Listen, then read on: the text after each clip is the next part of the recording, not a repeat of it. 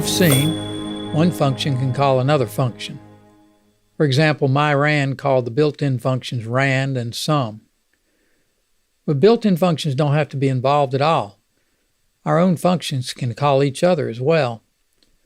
We could, for example, define a function called bob, which we saved into bob.m, and a function Mary, which we saved into Mary.m. Then Bob could call Mary, or Mary could call Bob.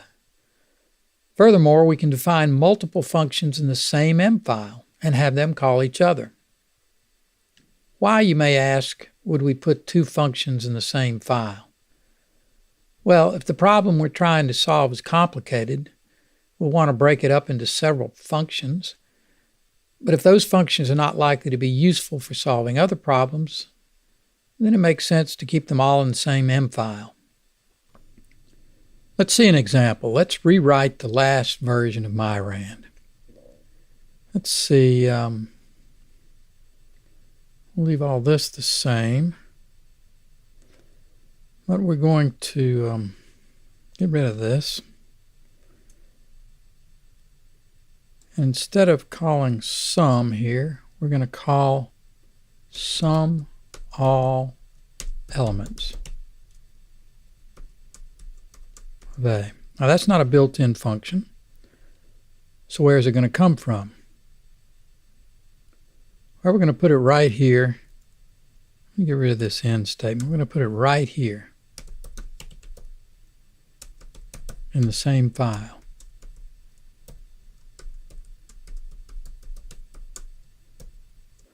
I got rid of the end statement because if you have more than one function in a file, either they all have to have end statements or none of them can have end statements, and it's extra typing, so I just got rid of it. We've created a separate function for summing up the elements. This is, of course, a very simple example, and there's not much of an advantage to doing this here, but later we'll see examples when it matters. In any case, you can see how simple the syntax is. The second function keyword, right here, indicates that the first function is ended and the second one has begun. Functions that are defined in the same file like this behave in most respects just like other functions. The only difference is not only the first function up here, which is called the main function, can be called by other functions outside the file. The other functions, in this case we only have one, are called subfunctions or local functions, and they can only be called by functions inside the file.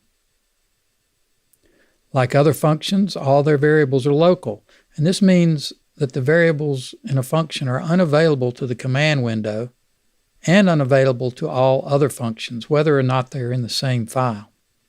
So V is not available inside myrand, A is not available inside sum all elements, and none of these variables are available down here inside the command window.